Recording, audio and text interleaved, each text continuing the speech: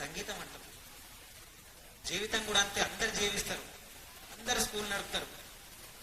కానీ సిస్టమేటిక్ ఒక ఆర్గనైజ్డ్గా నడిపితే జీవితంలో చాలా హ్యాపీగా ఉండొచ్చు. అసలు ఎడ్యుకేషన్ అంటే ఆనందాన్ని ఇచ్చేది అన్న ఒక మాట చెప్పినప్పుడు ఐ వాజ్ వెరీ హ్యాపీ.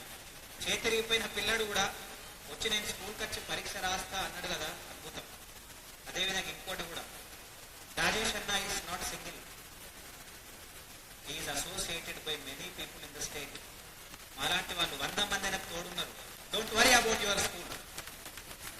మీ వైపు ఏం చేయాలో మీరు చేయండి, మా వైపు ద బెస్ట్ ఏమి ఇవ్వాలో ఇవ్వడానికి నిరంతరం మా అందరం అన్నతో పాటు ఉన్నాం. కేవలం ఈ లాస్ట్ మాట చెప్తామని నచ్చినవి అన్నీ చెప్తామని ఇంపాక్ట్ రాలేదు.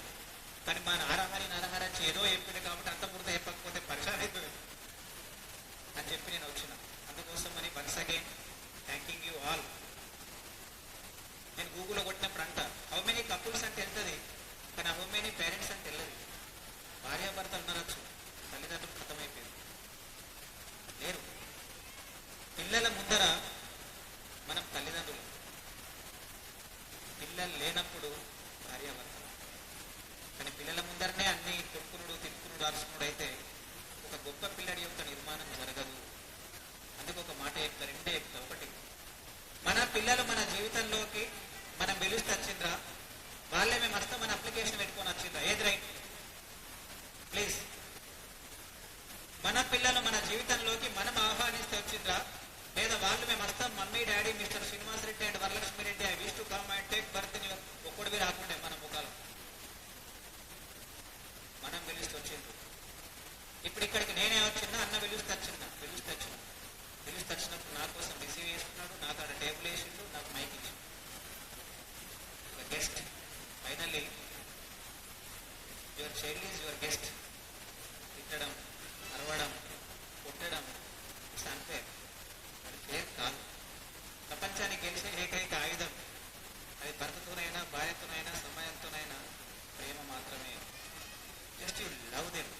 ప్రేమ 2 రకాలు. ఒకటి కండిషన్, అంటే వాడు ఏం చేసిండో దాన్ని ప్రేమించడాన్ని కండిషన్ లవ్ అంటారు.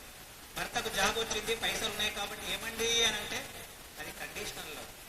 జాబ్ పోయినాడు కూడా ప్రేమ చేస్తే అది అన్కండిషనల్ లవ్. పిల్లడు సాధించినటువంటి విషయాలకు ప్రేమ చేయండి, conditional love, it's okay. But వాడు ఏం చేయకపోయినా అని ప్రేమించాల్సిందే, దట్ ఈస్ అన్కండిషనల్ లవ్. ప్రపంచం నుంచి అన్కండిషనల్ లవ్ వెళ్ళిపోయింది. వస్తువుల్ని ఉపయోగించాలా, మనుషుల్ని ప్రేమించాలి. దురదృష్టం ఏంటంటే మనుషుల్నే ఉపయోగించాలా, వస్తువుల్నే प्रदूषण बाहर नहीं है. It's not the air pollution, water pollution or something. It is a psychic pollution which is the disease of the globe. ప్రపంచం యొక్క సమస్య ఈ ప్రదూషణ కాదు, ఈ పొల్యూషన్ కాదు. ప్రపంచం యొక్క సమస్య మానసిక పొల్యూషన్. దమాక్ పొల్యూట్ అయిపోయింది. ఆ పొల్యూట్ అయిన దమాక్ని మళ్ళీ కంప్లీట్ క్లియర్ చేసేటువంటి వ్యవస్థ, దట్స్ ఎడ్యుకేషన్. రాజేష్ అన్న, వీఆర్ విత్ యూ. మళ్ళీ కలకాలు ఆడాల్సిందే, మళ్ళీ వేల మందితో ఇది నడవాల్సిందే. ఒక ఋషినికేతన్ ఏ లక్ష్యంతోనైతే స్టార్ట్ అయిందో ఆ లక్ష్యం కొరకైనా తయారైండు.